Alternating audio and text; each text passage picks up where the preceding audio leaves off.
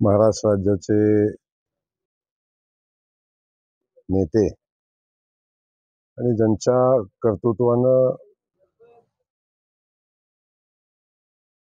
अख्ख्या महाराष्ट्रामध्ये, अख्ख्या देशामध्ये शिक्षण क्षेत्रापासून, सहकार क्षेत्रापासून सगळ्या क्षेत्रामध्ये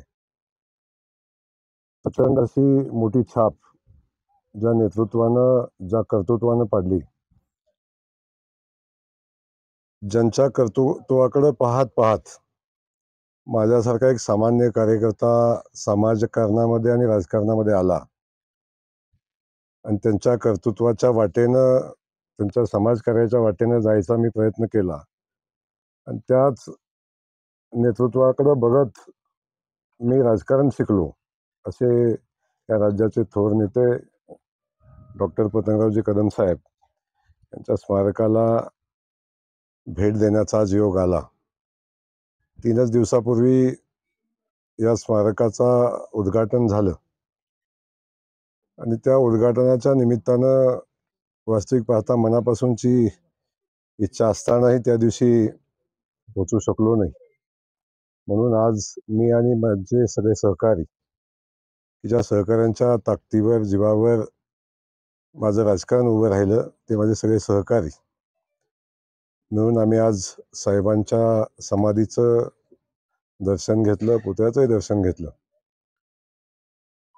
पतंगराव कदम साहेब माझ्यासाठी एक ऊर्जा होते, माझ्यासाठी आधार होते, माझ्यासाठी सर्वस्वच पतंगराव कदम साहेब होते. आणि त्यांनी कायम माझ्यासारख्या सामान्य कार्यकर्त्याच्या पाठीशी पाठबळ उभं केलं. त्यांनी काय दिलं हा विषय महत्त्वाचा नाही, पण त्यांनी मला प्रेम दिलं आणि मला काम करण्याची ताकद, शक्ती दिली आणि काम करण्याचा मार्ग त्यांनी मला दिला. ते आपल्या सगळ्यांना खूप लवकर सोडून गेले. वास्तविक पाहता आज पण ते आपल्यासोबत असते तर अनेक राजकीय प्रवाह वेगळ्या असते. तो आज या ठिकाणी येत असताना एक ऊर्जा मिळते.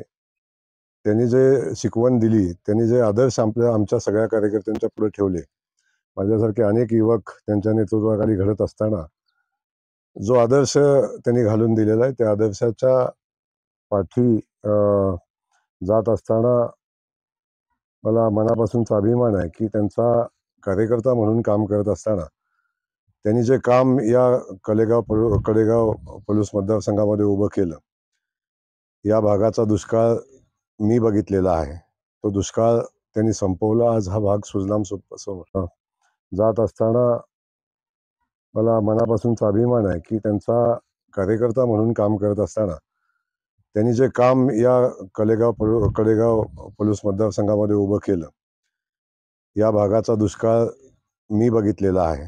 तो दुष्काळ त्यांनी संपवला. आज हा भाग सुजलाम सुफलाम झाला आणि या भागातली औद्योगिक क्रांती असेल, शैक्षणिक क्रांती असेल, ही सगळी क्रांती त्यांनी उभी केली.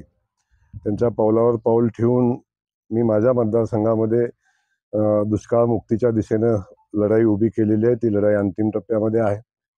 विकास कामाच्या दृष्टिकोनातनं पुढे जात असताना बरंचसंच काम आम्ही पुढे घेऊन जाऊन शकलो आणि ह्या सगळ्या माझ्या राजकीय प्रवासामध्ये, सामाजिक प्रवासामध्ये पतंगराव कदमांचं खूप मोठं योगदान आहे. किंबहुना ते नाव वगळून माझं राजकीय कर्तृत्व असेल किंवा माझं जीवन अपूर्ण आहे, अशा पद्धतीच्या भावना या निमित्तानं व्यक्त.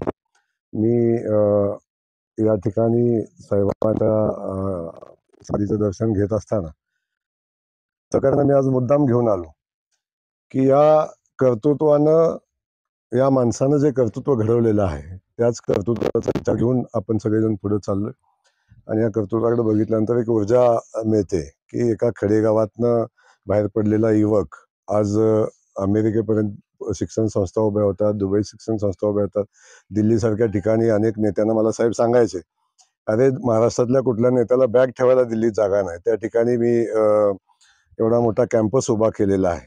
हजारो विद्यार्थी तिथं शिक्षण घेतात. त्या साहेबांना मी मनापासून आदरांजली वाहतो, मनापासून वंदन करतो आणि या ठिकाणी साहेबांच्या विचारानं पुढे जाण्याचा माझे सगळेच सहकारी आम्ही मिळून संकल्प करतोय.